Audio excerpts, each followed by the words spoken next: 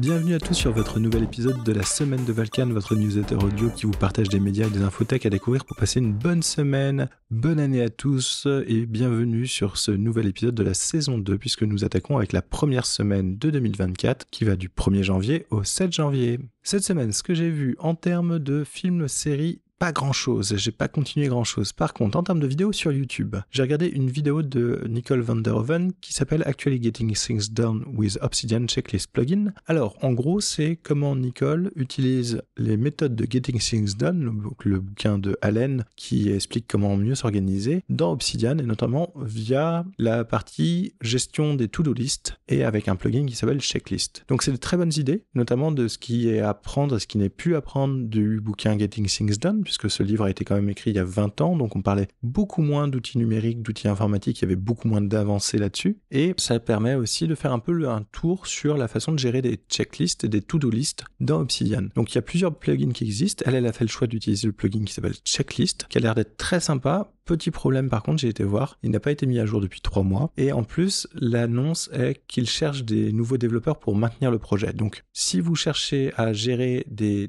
tâches et des to-do dans Obsidian, personnellement, j'ai fait le choix de passer par le plugin qui s'appelle Task, qui permet de faire des liens en plus avec DataView, qui permet donc de faire des requêtes pour afficher des tableaux de tasks, celles qu'on souhaite, etc., etc. C'est plutôt pas mal. Pour le moment, je suis en train de mettre ça en place, c'est plutôt agréable de gérer ça comme ça. J'utilise quand même les 4 grandes catégories qu'on va retrouver dans Getting Things Done, qui sont donc les catégories de liste des intrants ou des inbox, c'est là où tout arrive au départ, la catégorie des next steps ou des prochaines actions, donc ce sont vraiment des tâches atomiques réalisables par vous-même, donc c'est la prochaine action, c'est vous qui allez réaliser quelque chose. Il y a les tâches qui sont les waiting for, donc les en attente, c'est une tâche qui est en attente d'un élément ou d'une personne extérieure. Par exemple, passer un coup de fil à machin le 10 janvier, c'est dans la catégorie next step, donc prochaine action. Attendre le coup de fil de machin le 10 janvier, ça c'est une tâche qui est en attente, c'est-à-dire qu'elle est notée, on sait qu'elle va arriver, mais ça ne dépend pas de nous. Et il y a aussi la dernière catégorie qui est donc la catégorie de someday maybe, donc c'est la catégorie des tâches un jour peut-être. C'est toutes les choses qu'on aimerait bien faire, etc., qu'on va noter dans une grande liste et régulièrement, donc moi une fois par semaine, on va repasser cette liste en disant mais en fait ça c'est peut-être le moment de le déclencher, c'est peut-être le moment de commencer, etc. Moi j'utilise ça essentiellement et Nicole garde 3 grands principes du GTD qui sont avoir l'esprit calme comme l'eau, donc c'est tout ce qui est la gestion de la capture, de savoir que si on a bien pris les informations et qu'on peut les retrouver facilement, ça libère l'esprit. La gestion des traitements, donc comment on a mis en place un traitement des workflows pour être sûr que rien ne passe à travers et donc faire confiance à son traitement des tâches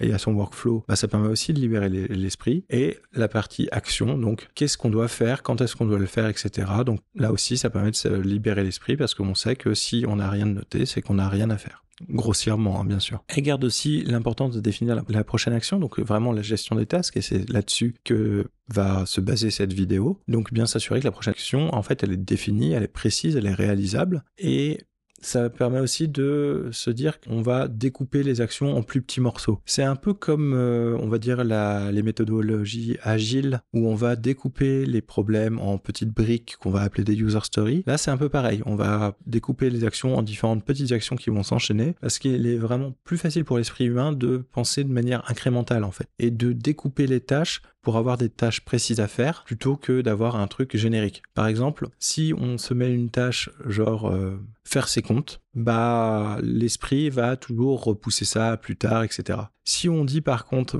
reprendre les comptes pour prendre toutes les dépenses de course entre telle date et le faire à telle date, là, la tâche, elle est déjà beaucoup plus définie, beaucoup plus cadrée, et au final, on va regarder la tâche, on va se dire, ok, je sais ce que j'ai à faire, c'est un peu mécanique, tout. La troisième chose que Nicole garde de GTD, c'est la revue régulière des notes et des listes, et ça, je suis entièrement d'accord. Il faut régulièrement revoir ses notes, revoir ses listes, s'assurer régulièrement que les différentes listes de tâches sont encore à jour, s'assurer aussi que même ces notes, c'est-à-dire les notes sources et autres, qu'elles sont encore à jour et encore d'actualité, puisque ça ne sert à rien de garder des archives qui ne serviront plus jamais. Alors, à part se faire une bibliothèque énorme de choses, mais c'est comme toute bibliothèque, si on a plein de bouquins qui prennent la poussière et qu'on ne l'ouvre jamais et qu'on ne lit jamais, ça ne sert pas à grand-chose. Dans les autres vidéos, ce que j'ai vu, c'est Draw Your D&D World. C'est une vidéo vraiment très sympa sur la façon dont une carte doit parler aux joueurs et annoncer clairement les aventures à venir. Donc là, on est vraiment dans le jeu de rôle, comment les gens conçoivent la création d'une carte et ce que doit donner une carte et ce que doit raconter une carte. Et là, il y a plusieurs méthodes qui sont évoquées et la méthode qui est mise en avant, je la trouve très pertinente. C'est-à-dire que tout sur la carte doit avoir un intérêt pour les aventures des joueurs, que tout sur la carte doit laisser supposer des dangers, des trésors et des choses qui vont arriver.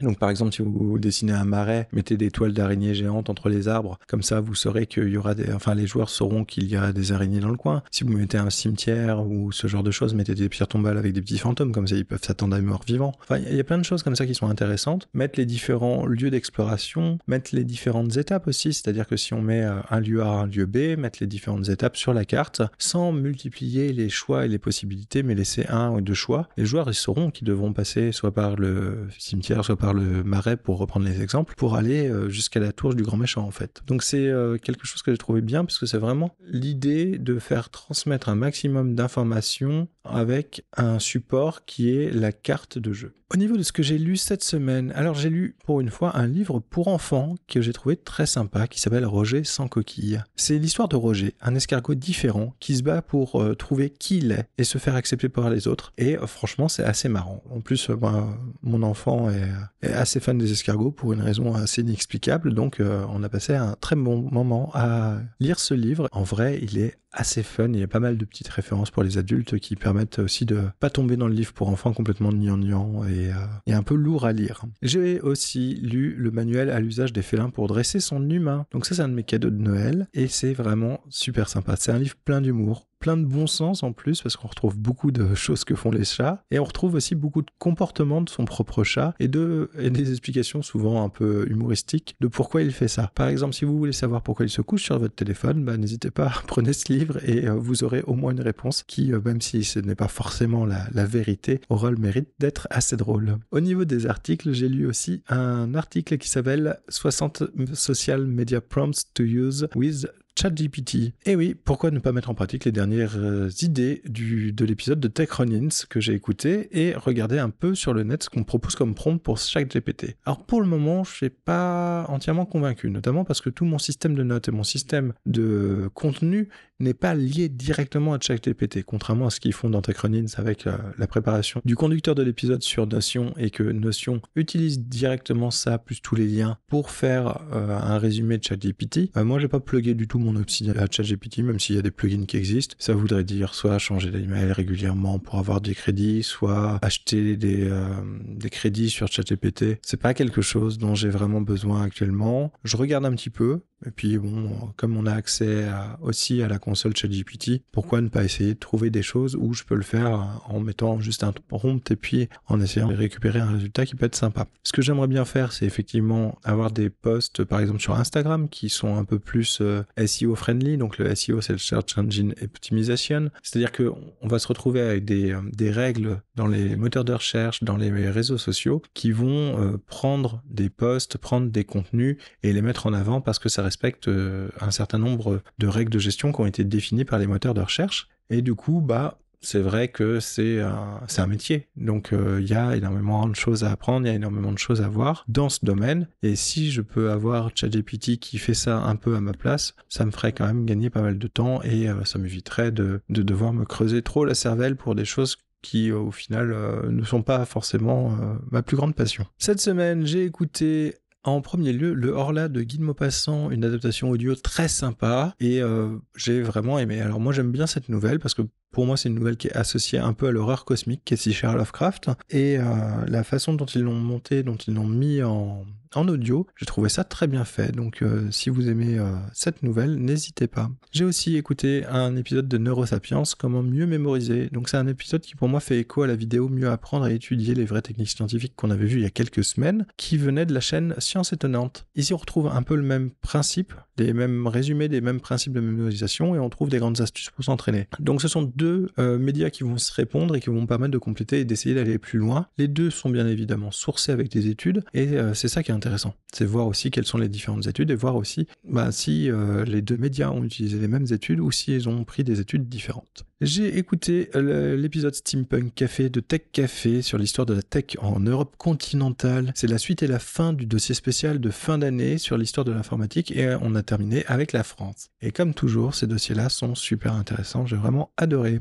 J'ai aussi écouté Frontier Scump sur la JDR Academy, le scénario Oil Rush, donc la partie 1 qui est la première partie de cette aventure qui nous amène dans un Far West étrange. Les personnages vont devoir se rendre dans une ville nouvellement créée autour de puits de pétrole et qui semble rencontrer quelques difficultés. Et la partie 2 qui est la suite et la fin de cette incursion dans le western, avec un épisode que j'ai trouvé vraiment bien monté, bien mené et une équipe à fond dans les personnages, avec un final qui est explosif, grandiose, qui fait aussi quelques clins d'œil à l'horreur cosmique et qui annonce une suite pour le moins mouvementée. J'ai aussi écouté un épisode spécial de Drôle d'Histoire qui s'appelle « Pensez-vous souvent à l'Empire romain ?» C'est une question qu'on m'a posée en novembre lors d'une soirée. Il y a a priori en ce moment tout un engouement sur la question « Pensez-vous souvent à l'Empire romain ?» Un youtubeur passionné de l'Empire romain a posé cette question, a dit aux femmes qui suivaient sa chaîne « N'hésitez pas à poser cette question à vos maris, vos frères, vos hommes, vos cousins, etc. Vous allez voir, les hommes pensent beaucoup plus souvent à l'Empire romain que vous ne le pensez. » Et dernière écoute de cette semaine, c'est Data Driven 101, le podcast IA et Data. Et là, j'ai écouté un épisode qui s'appelle le Best of Opinion 1. Alors, je découvre tout juste ce podcast, je l'essaye. Et je ne pense pas être tombé sur l'épisode le plus pertinent pour me faire vraiment une idée de ce qu'est le podcast, puisque c'est vraiment qu'une compilation de citations des invités précédents. Ça m'a pas du tout emballé et j'ai trouvé certains invités assez peu en phase avec mes propres idéaux, on va dire. Donc, à voir. Je vais essayer de me réécouter un épisode pour me refaire une idée. Au niveau des projets personnels et professionnels, j'ai bossé sur la refonte de mon système de tâches sur Obsidian, notamment avec le plugin Task et avec le plugin DataView. Je laisse de plus en plus tomber Todoist et Toggle, dont je vous parlais dans les dernières semaines, qui rendent bien des services, mais au final,